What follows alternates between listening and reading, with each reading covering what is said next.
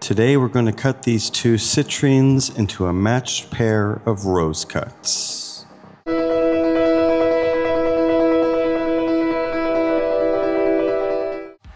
So a customer has ordered 2 stones from us.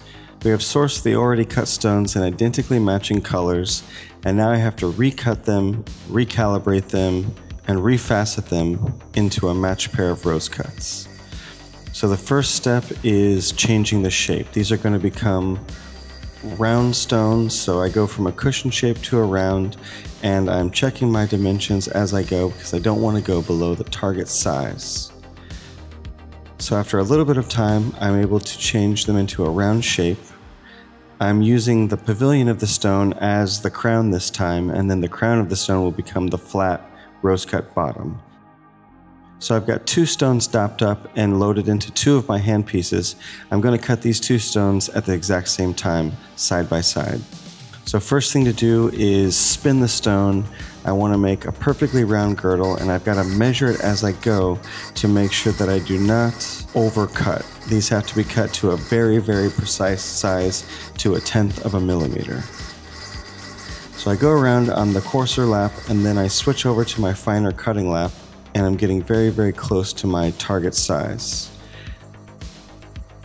As I get closer, I have to be more and more careful because I don't have a backup for these stones, so if I make them too small, the whole project is ruined. These stones came from Bangkok and they're on a time schedule, so if I make any kind of mistake, there's no going back.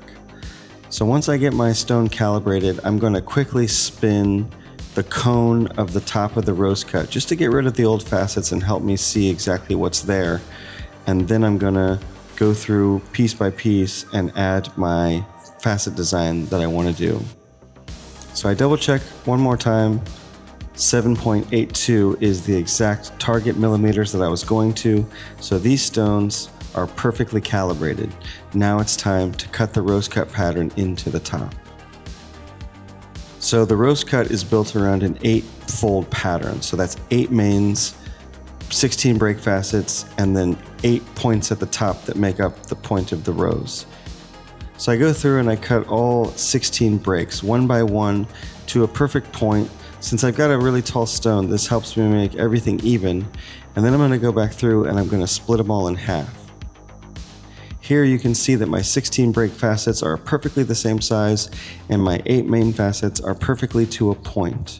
Now it's time to go through and cut each one of the points at the top, which splits the main facet into 2, top and bottom. So here we can see half of them are done, but there's still a couple more to go. So let's go back to the cutting lap, and here we go.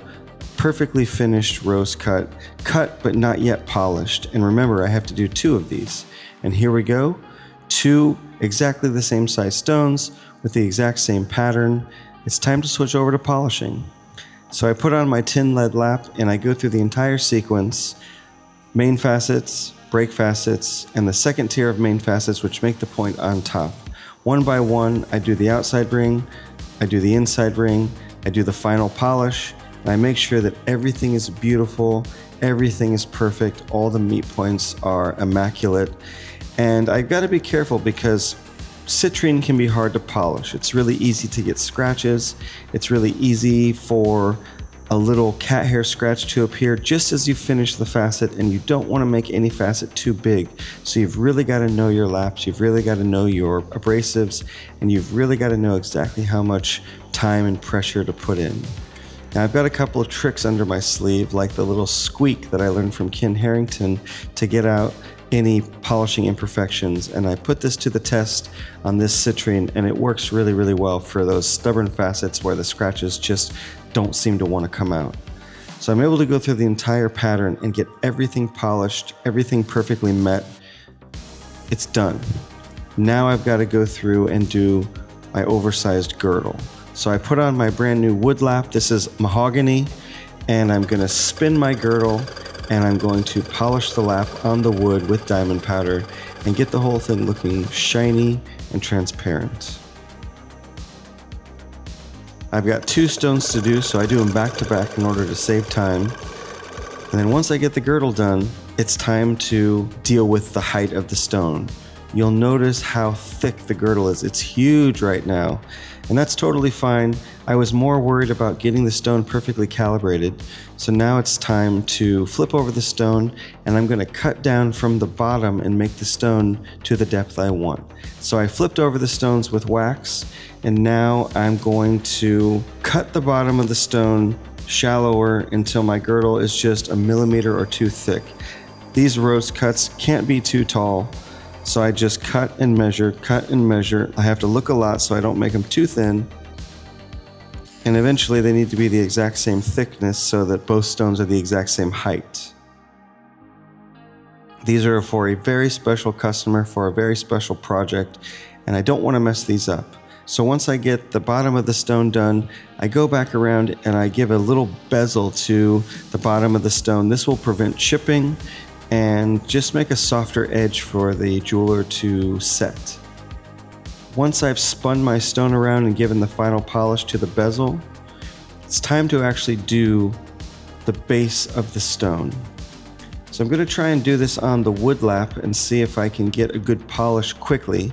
Usually the wood lap's really good for giving a fast polish, but sometimes it doesn't always work on a big flat surface. So let's give it a try and see what happens. So I give it a try, I change my speed, I see if I can get the whole thing to polish, I check it with the loop, and in the end I realize I can't get as good as the polish as I want, so I go back to the tin lead lap and I utilize the squeak again. I'm having trouble getting all of the scratches and all of the flaws out of the bottom of the stone because it's such a big surface, but eventually with the help of the fusing flaws squeak, I'm able to get all of the facets, including the bottom, perfectly done. And here we can see before and after. We went from a faceted citrine to a rose cut citrine, and now the sizes are perfectly matched. Thanks for going on this journey with me, and thanks for coming back for another adventure on the Gem Cutter's Craft. If you'd like to support this channel, please find me on Patreon.